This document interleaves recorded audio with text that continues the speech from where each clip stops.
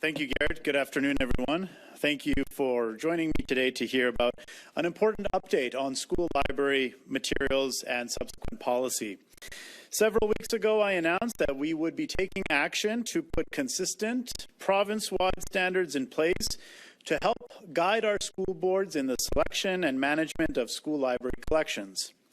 This was prompted by concerns that have been raised to me about highly graphic sexual content that had been found on school library shelves, which my staff later verified to be true. Those materials have been shared with the media and were available for Albertans to see for themselves in our news release and in our public survey on the issue. The results of our survey, of course, were published recently on June 20th.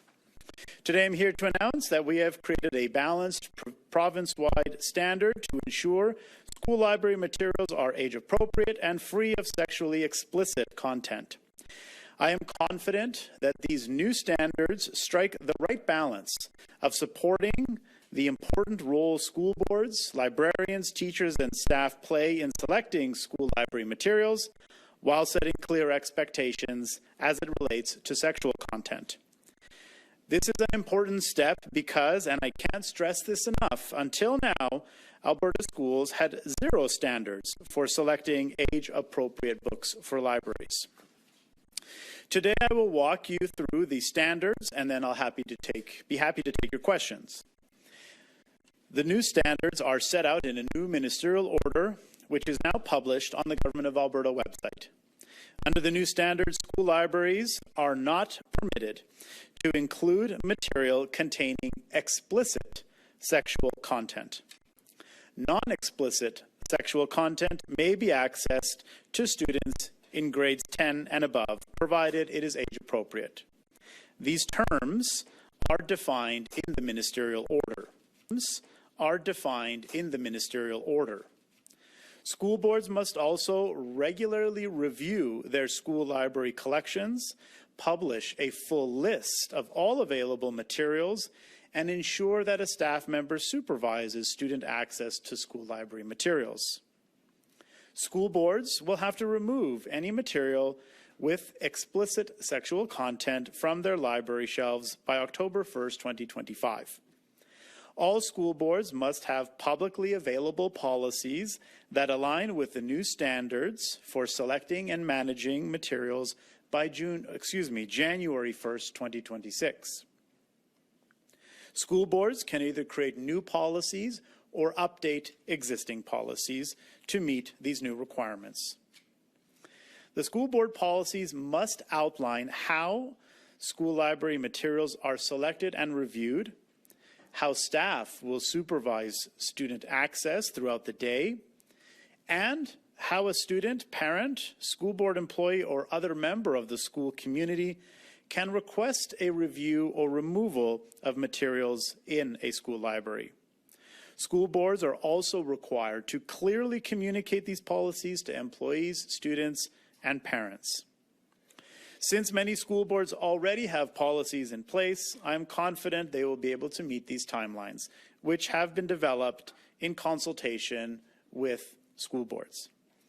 These new standards will apply to public, separate, francophone, charter, and independent schools. These standards will not apply to the 55 municipal public libraries located in school buildings or to learning and teaching resources selected for use by teachers to support curriculum. In May, our government conducted public opinion polling of 1,500 Albertans on the topic of sexually explicit materials in school libraries. 51% said such materials should not be permitted in any public library in the province that is accessible to children. From May 26 to June 6, almost 80,000 people completed our online survey to provide feedback on the creation of consistent standards to ensure the age appropriateness of materials available to students in school libraries. Parents of school-age children were the largest group of survey respondents, making up almost half of the total number of responses.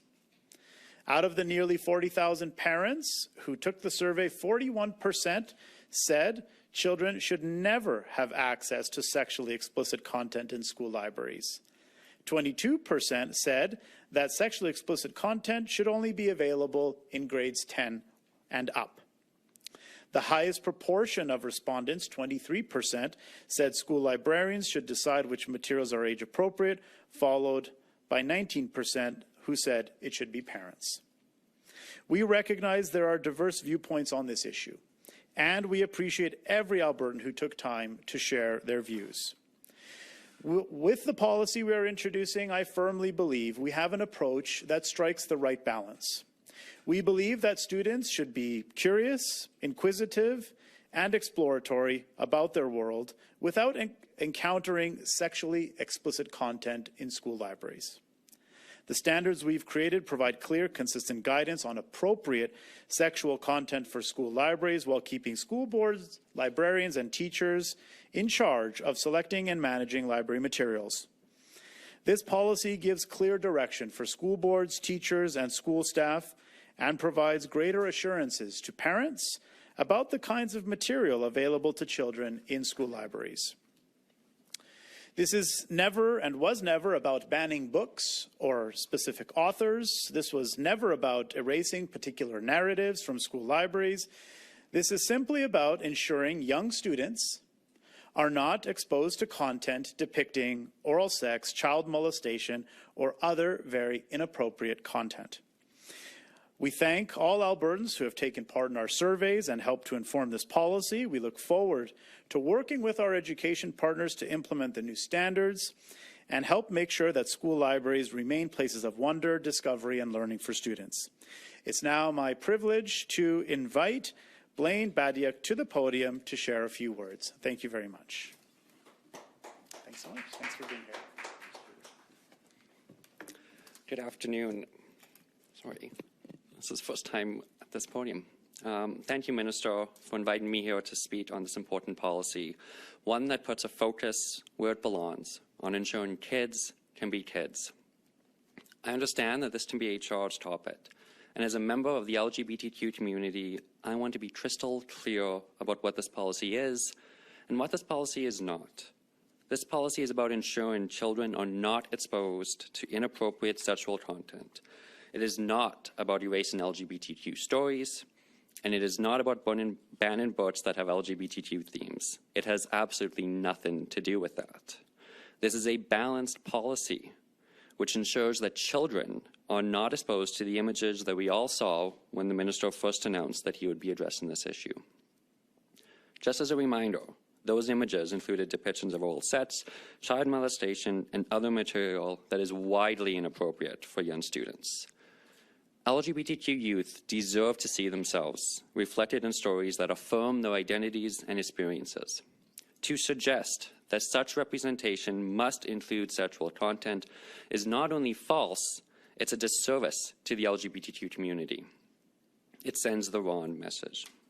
For a teenager who may be questioning their gender identity or sexual orientation, representation matters, but it must be age appropriate. Non-sexual, identity-affirming stories are critical for helping them understand who they are without confusion, pressure, or exposure to content that they are not ready for. In fact, limiting LGBTQ representation only to stories with explicit content does real harm. It reinforces the harmful stereotype that our identities are inherently sexual, which we know is not true. It hurts the community way more than it helps. Calling this policy anti-LGBTQ distracts from the real needs of these youth. Many LGBTQ adults support policies like this because we remember what it was like to be young, vulnerable, and confused. We wanted guidance, safety, and support, not adult content we were not ready to process. We want LGBT youth to grow into confident, healthy adults. That starts with allowing them to be kids first, free from adult decisions and adult material until they are ready. In closing, let's elevate this conversation because our kids are watching. They need to see adults who can talk about difficult issues with respect and compassion. Let's not forget why we're here, to put children first. And that includes LGBTQ youth who deserve stories that are loving, caring, supportive, and appropriate for their age and stage of life. Thank you. I would now like to invite Nicole up to the podium.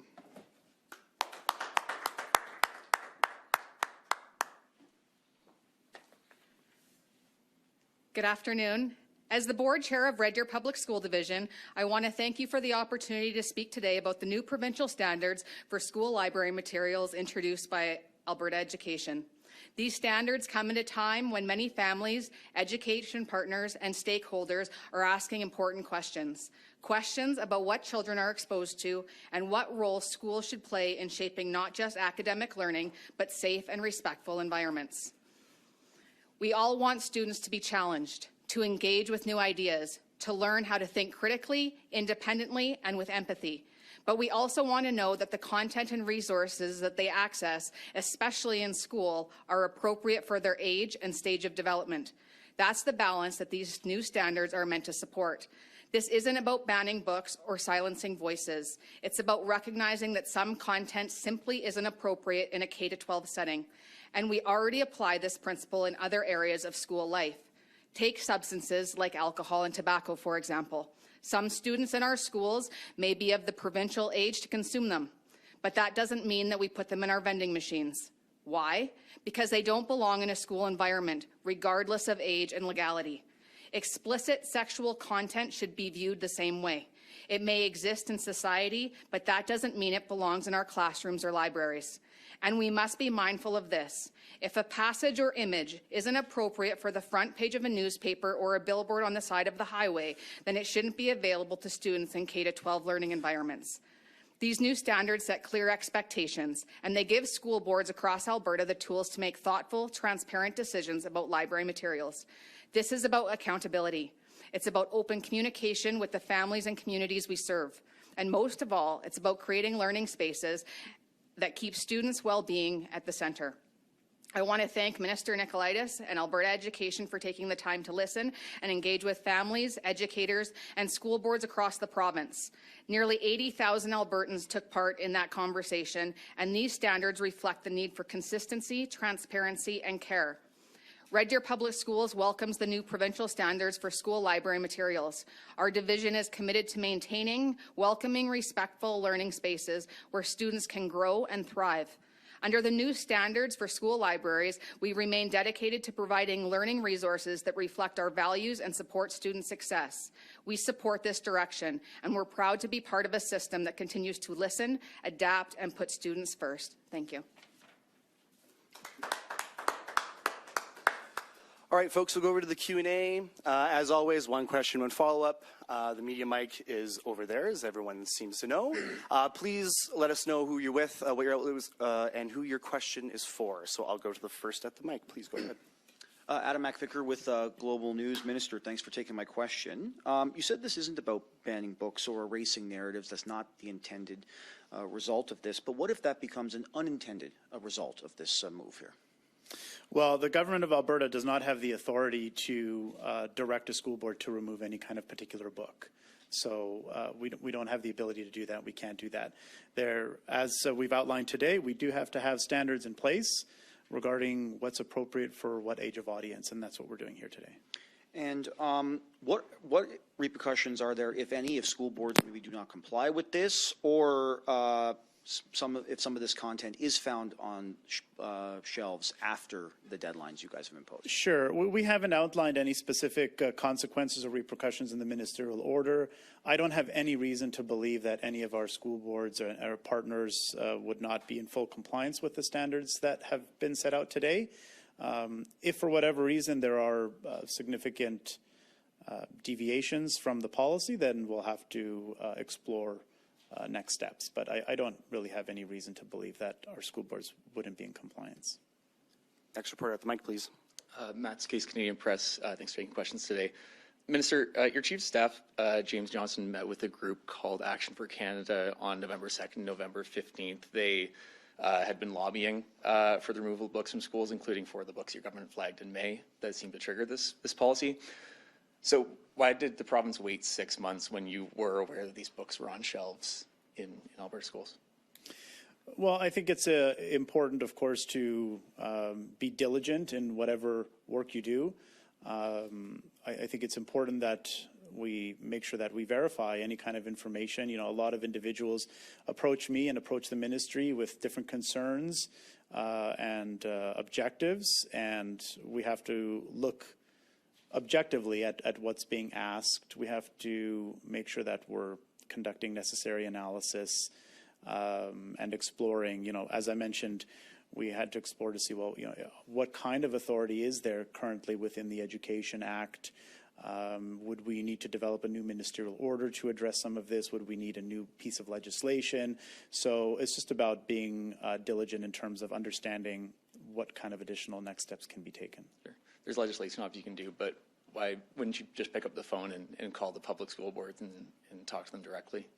Well, I think that this was obviously, I think the main issue here was a larger conversation about province-wide standards. So, looking at this, of course, there's a realization that we don't have provincial-wide standards when it comes to selection of material in schools. So that becomes a bigger conversation, and there are larger policy implications as a result. So have to think about, well, how does that work and how does that operate in different schools? Thinking as well of schools where it's a K-12 environment or a K-9 environment. So there's lots of considerations that need to be employed. This isn't about just again, finding specific titles and removing them from shelves. It's about making sure that we have a consistent province-wide approach that is sensible and reasonable to make sure that children are not exposed to inappropriate content. Thank you. Next reporter at the mic. Caden Brayshaw, Livewire Calgary. A bit similar to another question asked here, but both the Edmonton Public School Board and Calgary Board of Education said that they were unaware and surprised of the investigation, of your investigation when you first announced your plans back in May. Why was surprising them with the news, the route you took, and with this new announcement, have you made them aware of these new guidelines? Yeah, absolutely. It's my practice to always provide our school boards and other partners with notice before any kind of announcement like this is made. So that was done when we first announced our intent to develop new standards, and that was done just now, about maybe an hour and a half ago upstairs. I had a roundtable conversation. I think there was about maybe 160 attendees on the call, where I was able to walk them through what the announcement was that I was about to make and give them an opportunity to ask questions. Yeah, thank you. And then I actually have a question for Blaine, if you wouldn't mind.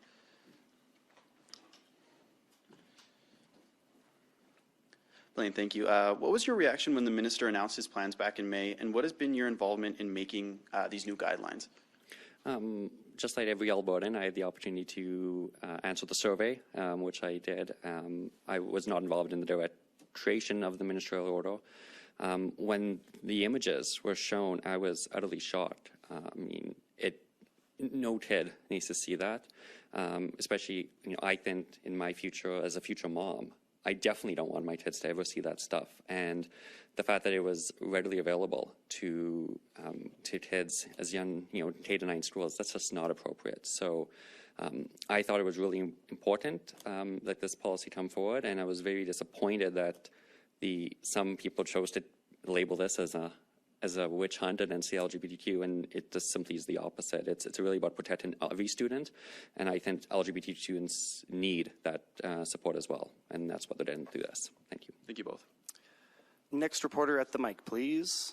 Tyson Fedor with CTV, and Minister, this one, these two are for you, I guess. I guess maybe how do you envision the next several months going for a lot of school boards to get back into those libraries, go through almost every individual book to try to pull some of these books off the shelves? Since the 4 that you brought out in May, have you heard or seen of any more books like that need to be pulled from shelves? And how do you envision the next several months going for a lot of these school boards with not extra funding coming as well? Yeah, I understand. Obviously, there'll be some significant work involved. I know that many of our school divisions, of course, have already extensive catalogs and have an understanding of the content. And I think they should be able to pinpoint areas to take a closer look at. There's, of course, age recommendations for some books, and I think that can give them some direction. It'll take some time for sure to review the material, and we had originally planned for September 1st implementation date. Our school boards, of course, raised a very valid objection, which was that they just won't have the time and ability. Everyone's adjourned for summer and gone for the summer. So that was very reasonable. So in the new ministerial order, we have that date set as October 1st. We're happy to work together. If we need more time, we'll provide more time. This is about getting it right, so we'll do what's necessary. And kind of a follow-up to Adam's question as well, just in regards to consequences, I should say. if it does come to that, there's one, let's say one school board says, you know what, we're not going to follow this. Does it come back to you with the levers that you potentially have to potentially look at pulling funding and saying, until you get in order with this new standard, you're not going to receive any funding?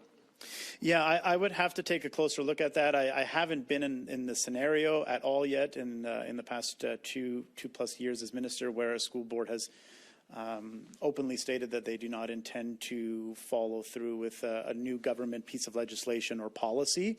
So I'm not too sure what actual levers or instruments would be available to the government and the minister in a situation where a board is deliberately non-compliant. So if that situation arose, I would have to explore what to do in that scenario. We will go to the lines. Operator, first caller, please. George Lee from Fort Macleod Gazette. Your line is open. Hi there. Thanks, Minister. And thank you, everybody else there. I'm just wondering, first of all, I'd like to just go back to that October 1st deadline again, and maybe get Nicole's perspective on that, on what that's going to mean for Red Deer. Yeah, for sure. Thank you so very much. As the minister stated, there was consultation and conversations with Alberta school boards, and that was a concern that was raised. The initial date was specified for September 1st. Multiple school board chairs stated that that was not enough time. As the minister stated, it is coming back in from summer, and that has been extended to October 1st. Also, the minister has stated if school boards find that it is not enough time, the ministry is willing to work with school boards to do what's right for students to get these materials ultimately right within our schools. Follow up, George? Oh, okay, so what I'm hearing is at this point you think it's doable with both the resources that you have and with the knowledge you have of the school public library collections. Is that correct? Absolutely. I think that the majority of resources in schools are already well categorized and cataloged, so this should not be a difficult process. Timely maybe, but it should be relatively straightforward. Operator, next caller.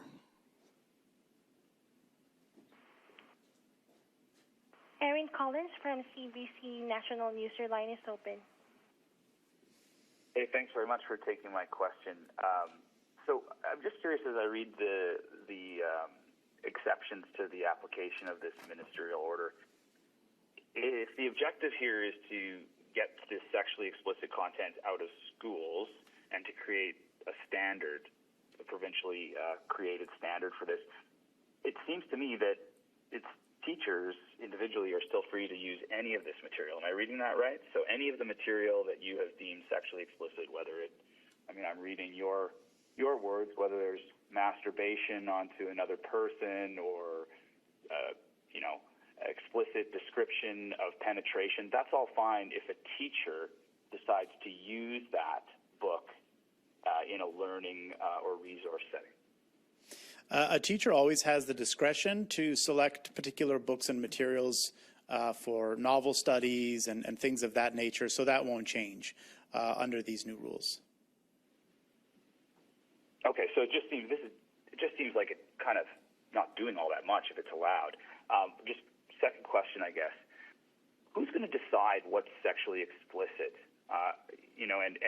Because I know the sexually explicit and non-sexually explicit, it does feel in some ways quite specific, but in other ways not. So I was asked a question today about whether or not the passage, if love be rough with you, be rough with love, prick love for pricking, and you beat love down, from Romeo and Juliet. Would that be sexually explicit?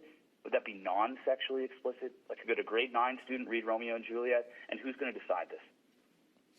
Yeah, of course, it's up to the school boards to implement the standards. We do have comprehensive definitions in the ministerial order. When we had our engagement and consultations with the Alberta school boards, one of the things that was impressed upon me was the need to have really robust and clear definitions, because undoubtedly there's some gray area, but if we can provide clear definitions to reduce or limit that gray area, it can provide clear direction to librarians and teachers and others, and that's what we aim to do. If there's any questions, if there's any concerns, we're always happy to chat with school boards or librarians to give them advice and guidance. But I think with many of these things, we have to look at the spirit. And I think the spirit here, again, is to make sure that really explicit and graphic sexual content is not made available to minor children. So what you just described, in terms of Romeo and Juliet, I wouldn't categorize that as being sexually explicit. A graphic depiction of oral sex, on the other hand, of course, certainly is. Next caller, operator. Tyler Dawson from National Post. Your line is open. Hey, thanks for taking my question. First one's for the minister. I'm just wondering if you've personally read the 4 books that kicked this whole thing off. I have not. I'm struggling to find the time to read a quarter of any book, let alone 4 books, but I haven't had the opportunity, no.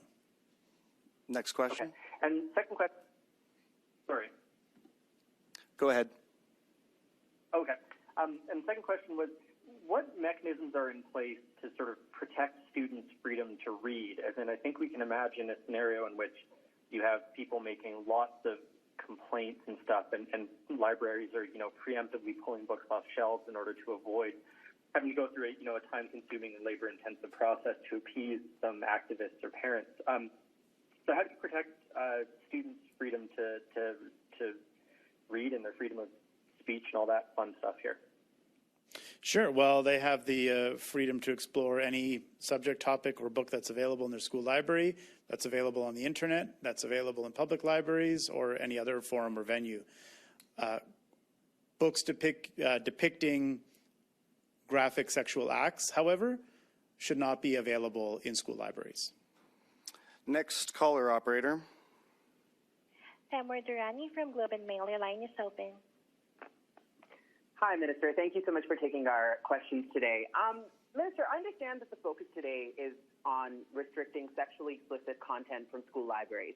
But can you explain then why it's important to also prohibit books that are non-explicit sexual content as it's being defined?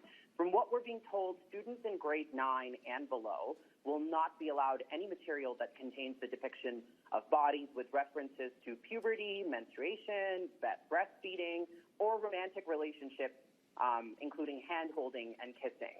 So I'm trying to figure out what that is doing here today. The objective, again, is to make sure that any kind of presentation of sexual material is done in an age-appropriate way. That's the entire focus of the policy that we're developing. That's the entire focus of the ministerial order here. And we, again, want to make sure that students have an opportunity to, of course, explore these topics, but we want to make sure that that's done in an age-appropriate way. Follow-up? Yeah, okay, I understand. It's just the age appropriateness. I mean, at grade 9, these are topics that kids are talking about, right? So when they read a book, that's something they're going to want to know about. I guess as a follow-up, Minister, you've said today that the ministerial order, again, is not about banning books. Even some of the other speakers are saying this. And, even if we call it prohibiting or restricting or disallowing books, one of the things people watching nationally are worried about is that there is no list of definitive books provided, right? Like we've been given those 4 books before, which you're saying you haven't read. And then, of course, there's others apparently that are also part of this, leaving room for evolving interpretation of these guidelines. Can you please explain why a list of books has not been provided today beyond those 4 mentioned before? And again, authors for which take issue with their novels being called sexually explicit or age inappropriate. Well, just on the last point, I know the author of the one book, I believe the title was Gender Queer, stated that she believes her material should not be available to children. I'm not sure about the authors of other books. I guess there's varied opinion and perspective on that. I don't have the authority within the Education Act to direct a school board to remove a particular book. I don't have that power. I don't have that authority. I don't believe it's necessary to make any kind of legislative changes to give the minister that kind of power and authority. But I do believe it is necessary and appropriate to provide guidelines. And to be honest with you, I'm surprised that we even need to provide these kind of guidelines. I thought that it was, generally understood that we try to protect children from certain types of images. You know, we have ratings on movies, given the nature of violence and sexual content that's displayed in movies. This already exists in so many different aspects of our society. I'm really surprised, to be honest, that I need to draft a ministerial order to say that you can't have books on your shelves with graphic sexual content for minor children. Operator, next caller. Janet French from CBC Edmonton. Your line is open. Hi there, Minister. I wondered if you could explain why religious texts are excluded from scrutiny here, and if you can clarify for us, because we were not able to get an answer to this in the technical briefing, what is a religious text? What qualifies under that category? I think we would have a broad understanding of religious texts, of course. The key texts of our major religions. Of course, religion can be something that is more widely interpreted. So if there's any concern with that interpretation, be happy to explore that. There's always opportunities to make amendments and modifications to the ministerial order. Our general view and perspective, however, though, is, of course, religious texts are important components of preserving an individual's freedom of religion. So we want to ensure that that material is not being limited as a key component of someone's religion, faith, and practice. Follow up? Yes, please.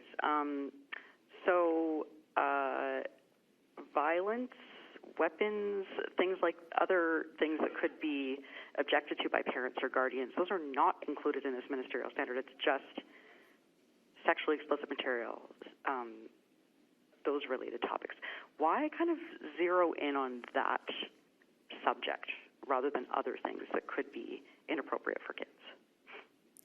Well, I think there's a wide range, of course, of and different opinions about what is inappropriate and what is not appropriate when it comes to violence, when it comes to, I mean, you know, we could have a conversation about profanity and what's appropriate and not appropriate. And so I think that there would be quite a wide, we would have to cast quite a wide net here. And I'm not really interested in doing that. I think we have to make sure that government is involved in as limited a way as possible. And so simply saying, again, something that I believe doesn't need to be stated, but regrettably does, which is that graphic sexual material cannot be available to elementary age children, I think is an important nuance. All right, we got time for two more. Operator, next caller. Kelsey Arnett from CBC Calgary. Your line is open. Hi there. Thanks for taking my call. My questions for the minister. Just picking up on something that Aaron mentioned about how having teachers be allowed to choose these books that could potentially have this sexual content and be able to teach them in classrooms, but the books aren't allowed in libraries. I'm just wondering if you could maybe clarify how this doesn't make the standards irrelevant, since being able to teach them in the classroom still means that content is available or is potentially available in schools. Yeah, the whole nature, of course, of the ministerial order is to ensure that this material is not available in school libraries. This material exists on the internet, it exists in public libraries, it exists in many different areas. However, my primary concern is with what's available in school libraries. And so that's why the ministerial order is drafted the way that it's drafted. A teacher has the complete authority and autonomy to use material that they deem appropriate and using their professional judgment for novel studies or other exercises, and so they have that freedom and discretion. The ministerial order, again, relates specifically to library material. Follow up? No follow-up, thank you. All right, operator, next caller. Jamie Sarkonik from National Post. Your line is open. Hi there. This is a question for Nicole. I'm just wondering, how much work is this adding to you? Are a lot of these things, a lot of these new requirements, just things that you do already, and what here is new for you? Thank you so very much for that question. And I think that question was already asked, but I will answer it again. I think that the majority of staff in our schools, and teachers are very aware of the library materials and books that they have access to, as well in libraries that they are categorized and cataloged for when students take out a book from any library, you know what titles are not there and who has it out. So with regards to extra work, yes, this will be some extra work, but it shouldn't be extensive for our staff ultimately to remove graphic, explicit sexual content from our school libraries. Follow up? So your plan specifically for, I guess, enforcing this, is it to look at certain categories of books and then go through books one by one, or is it going to be maybe more passive and just wait for parents to submit concerns? I just want to get an idea of practically what this is going to look like. I think as the ministerial order states and as the minister has advised, the main reason that this has come to light is to remove graphic, sexual, explicit content out of school libraries. There are several books that have already been named. There is several other books that are on a ban list that depict sexual graphic content that should not be available to minor youth students. All right, that's all the time we have today. Thank you very much, folks.